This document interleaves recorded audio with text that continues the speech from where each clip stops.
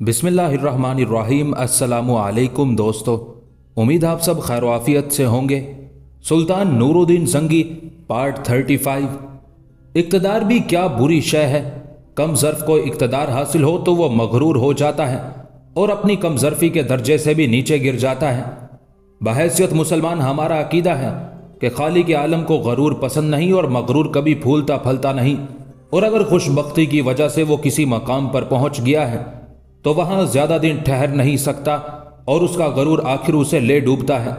मिस्र के वजीर आजम मलिक शावर की खुशनसीबी थी कि खुदा ने उसे संभलने के कई मौके दिए, मगर उसने अपने हालात संभालने और गरूर से तौबा करने की बजाय अपने तकब्बुर में और ज्यादा इजाफा कर दिया।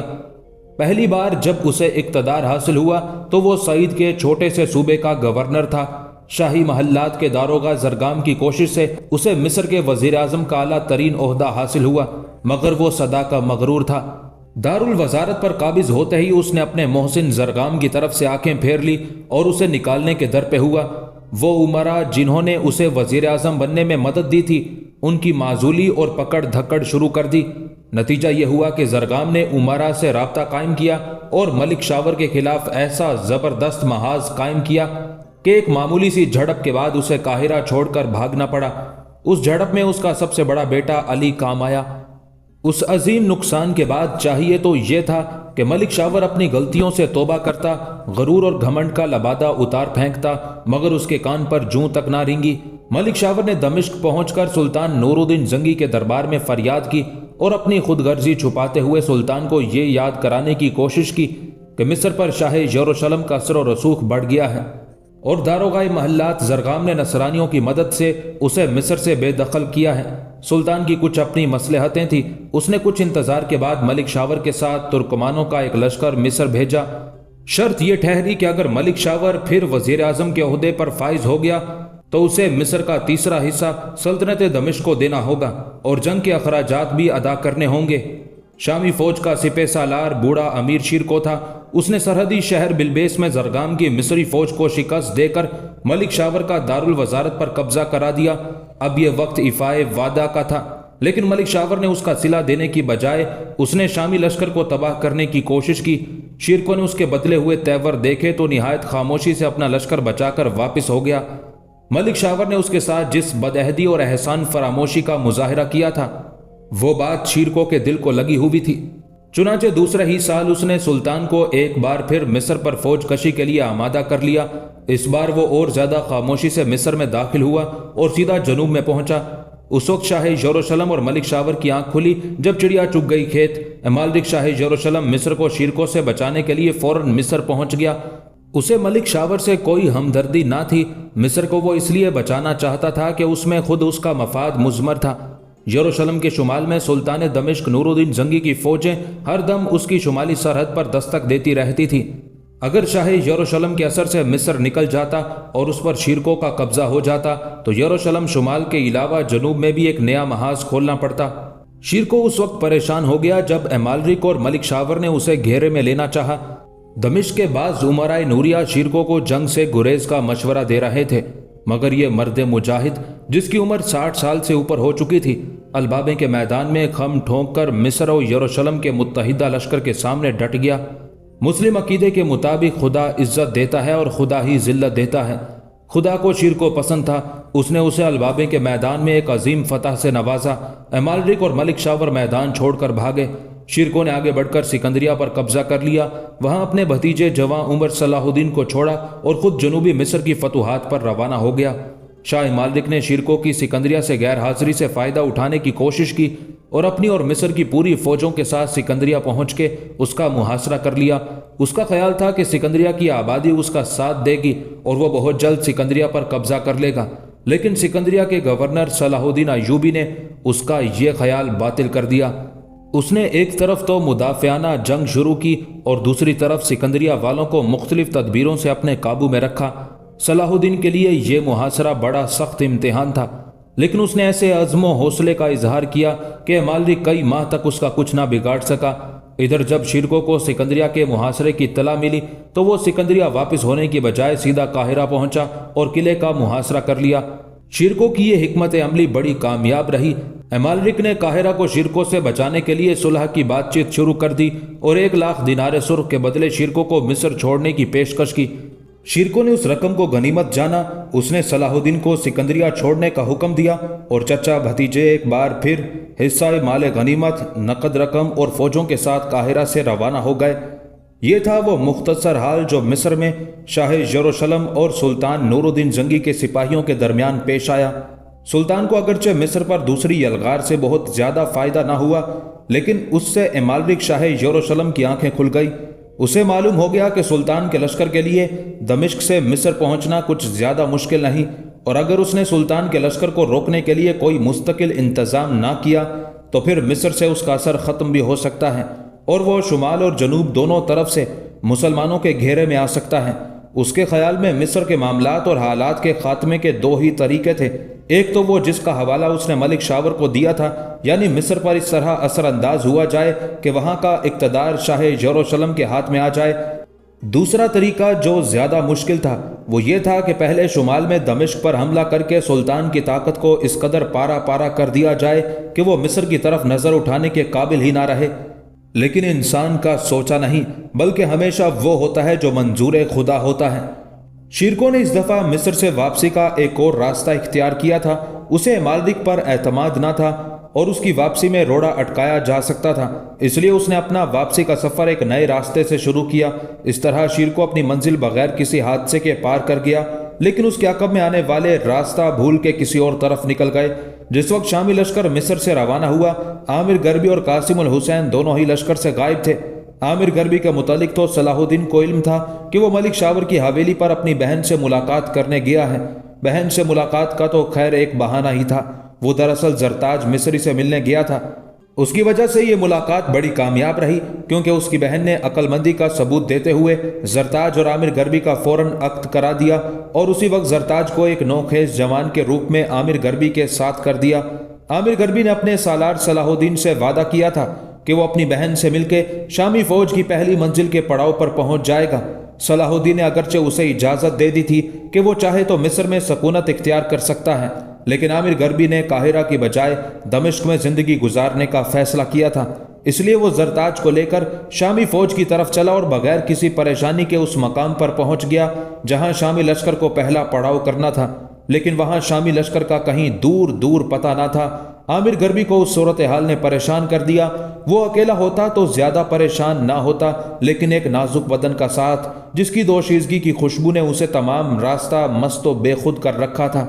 जरताज अगरचे एक लड़के के रूप में थी, लेकिन आमिर गरबी का दिल मुतमईन ना था और उसे हर लिहाज से अपने और जरताज के पकड़े जाने का खतरा था। शाम होती जा रही थी और इधर को रात गुजारने की फिक्र थी।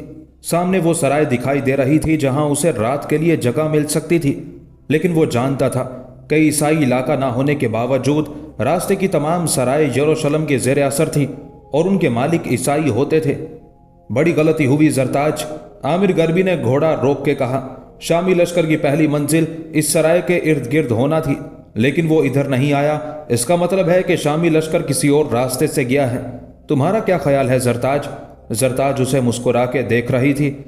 आमिर, पहली बात तो यह कि मेरा नाम जरताज नहीं बल्कि यासिर है और दमिश्क तक मुझे इसी नाम से सफर करना है।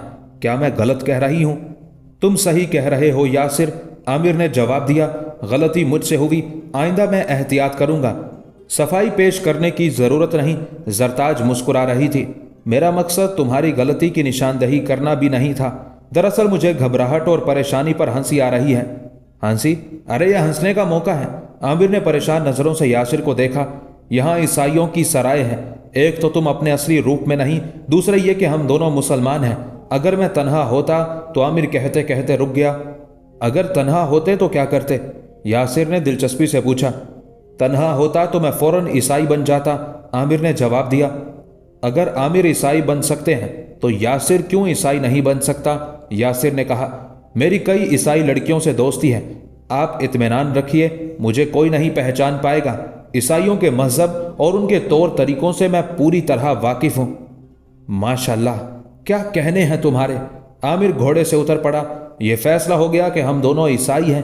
अब मेरा नाम क्या है और तुम्हारा नाम क्या होगा? तुम्हारा नाम होमस और मेरा नाम गोमस, यासिर ने बरजस्ता जवाब दिया। तुम बड़े भाई हो होमस और मैं छोटा भाई गोमस। तुम्हारे जोहर तो अब खुल रहे हैं। आमिर ने तहसीन भरी नजरों से जरताज को देखा। पहले जरताज, फिर यासिर और अब गोमस। क्या कहने हैं तुम्हारे? मैं किस कदर खुशकिस्मत हूं कि मुझे तुम्हारा जैसा जीवन साथी मिला है। दोनों घोड़े से उतरे, बातें करते हुए सराय पहुंच गए। आमिर एकदम ठिठक के खड़ा हो गया। जरताज भी रुक गई। सराय के दरवाजे के बिल्कुल सामने एक शख्स एक खूबसूरत लड़की से हंस हंस के बातें कर रहा था। आमिर ने सरगोशियों में कहा, जरताज, ये शख्स जो लड़की से बातें कर रहा है मेरा दोस्त कासिमुल हुसैन है। मगर ये लड़की ईसाई मालूम होती है होमस। गोमस ने अपना ख्याल जाहिर किया। क्या पता इनका भी कोई ऐसा ही चक्कर हो। आप इन्हें आवाज ना दीजिएगा। अगर इन्होंने पहचान लिया तो वो खुद आपको बुलाएंगे।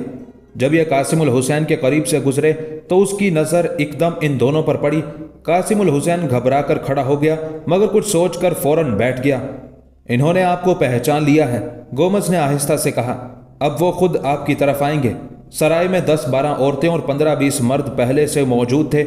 सराय का मालिक एक अधेड़ उम्र का तन्हा आदमी था। वो बढ़ के आमिर के पास आया। आप कितने दिन कयाम करेंगे आका? सराय वाले ने बड़े सलीके से पूछा। शायद 2 दिन, आमिर ने जवाब दिया। हमारे कुछ आदमी आने वाले हैं, अगर 2 दिन में ना आए तो हम चले जाएंगे। आका, ये आपके? सराय वाले ने मशकूक नजरों से जरताज को देखा। आमिर ने फौरन उसका शक दूर किया। ये मेरा छोटा भाई गोमस है। हम तराबलस जा रहे हैं। रेमंड शाह तराबलस के महल के साथ जो गिरजा है उसमें मेरा मामू लॉर्ड पादरी है। अच्छा, आप मुकद्दस पादरी खानदान से ताल्लुक रखते हैं? सराय वाला अकीदत से सर झुकाकर बोला। बराहे करम आप अपने हाथ आगे बढ़ाइए, मैं इन पाक हाथों को बोसा देना चाहता हूं। आमिर ने बेखौफ अपने दोनों हाथ आगे बढ़ा दिए और सराय वाले ने भी बेतकल्लुफ उसके हाथों को बोसा दिया।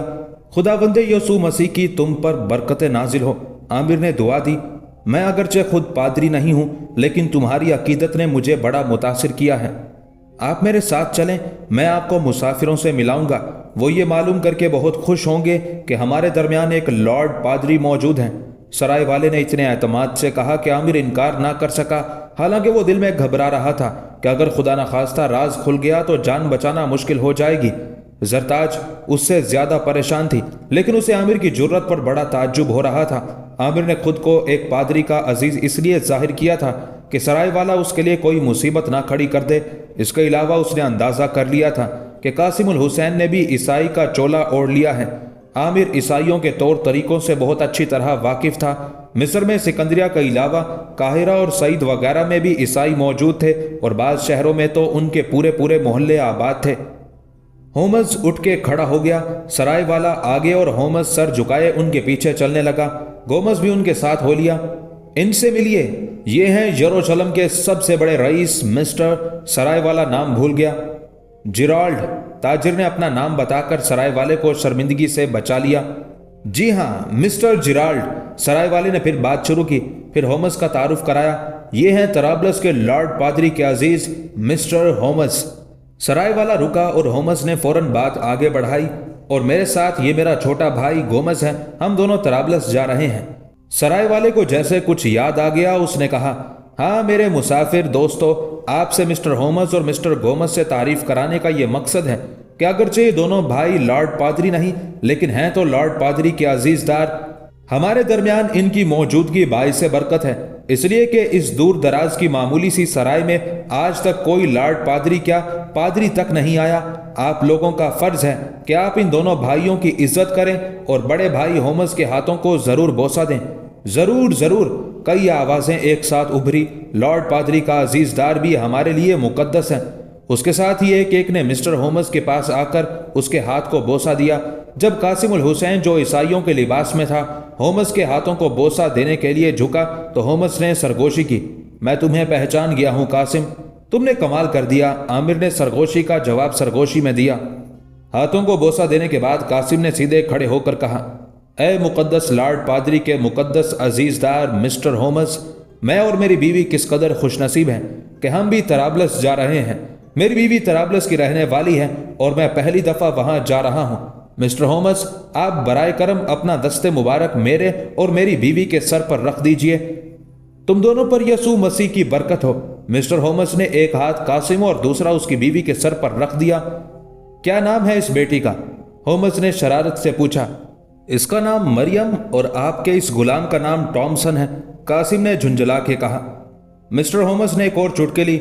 उसने सराय वाले से कहा, भाई, मुझे और मेरे भाई गोमस को मिस्टर टॉमसन के कमरे में जगह दे दो तो बहुत मेहरबानी होगी। क्यों नहीं लॉर्ड पादरी, पूरी सराय आपकी है, सराय वाले ने बड़ी मुसरत से कहा। मिस्टर टॉमसन की कोठरी छोटी है, मैं आप सबके लिए एक बड़ी कोठरी खाली कराए देता हूं। होमस, गोमस और टॉमसन मरियम चारों एक बड़ी कोठरी में पहुंचा दिए गए।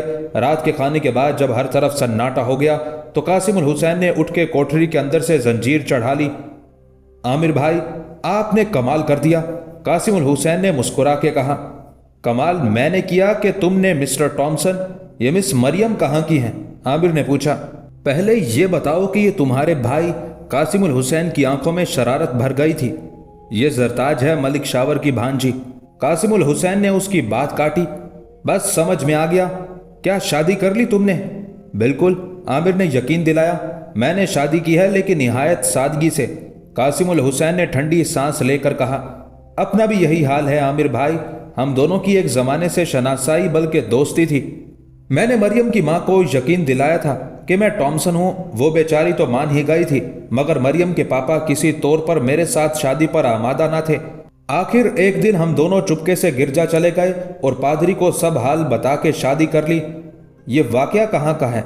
आमिर ने दिलचस्पी से पूछा। हमारी शादी सिकंदरिया में हुई थी, कासिम उल हुसैन ने बताया। मरियम को मालूम था कि तुम मुसलमान हो? आमिर ने दरियाफ्त किया। मरियम को मैंने आगाज ही में अपना हसब नसब बता दिया था। ये बड़ी वफादार लड़की है। इसने कसम खाई थी कि शादी ये सिर्फ मुझसे करेगी। मुझे इसकी वफादारी पर फख्र है, कासिम उल हुसैन ने सीने पर हाथ रखकर कहा। आमिर ने हल्के से तंज किया। कासिम, तुमने मरियम का मुझसे कभी जिक्र नहीं किया। ठीक है आमिर भाई, मुझे इल्जाम दे सकते हो, कासिम ने दुख भरे लहजे में कहा। दरअसल मुझे ये यकीन ही ना था कि मैं मरियम को कभी हासिल कर सकूंगा। यही बेचैनी परेशानी मुझे जगह जगह लिए फिरती थी। लोग मुझे पागल कहने लगे थे, मगर वाह रे मरियम, इसने अपना वादा पूरा किया। इस दफा सिकंदरिया में सामना हुआ तो इसने खुद शादी पर जोर दिया और इस तरह हमारी शादी हो गई। तुम मेरी दास्तान भी सुनना चाहोगे? आमिर ने हंस के कहा।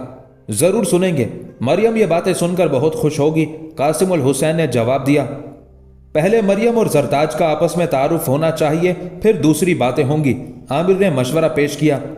जरताज और मरियम का तारुफ क्या होना था? दोनों ज़हीन खवातीन थी। उन्होंने आमिर और कासिम की बातों से कुछ अंदाजा कर लिया था। वो एक ही कश्ती पर सवार थी, इसलिए एक दूसरे को समझने में उन्हें जरा देर भी ना लगी और वो इस तरह घुल मिल गई जैसे सगी बहनें हों या पुरानी सहेलियां। वो एक दूसरे से हंस हंस के बातें करने लगी। आमिर और कासिम की उस इत्तेफाकिया मुलाकात से दोनों को खुशी हुई थी, लेकिन अब सवाल यह था कि दमिश्क किस तरह पहुंचा जाए। वो ईसाइयों का रूप धारे हुए थे, लेकिन सिवाय मरियम के और कोई ईसाई ना था। मरियम ने कासिम की खातिर अपना मजहब छोड़ दिया था और अब वो एक मुसलमान खातून थी। उन्हें पकड़े जाने का भी खतरा था। इसके अलावा कासिम या आमिर के पास इतनी रकम ना थी कि वो किसी और रास्ते से दमिश्क का सफर जारी रख सकें।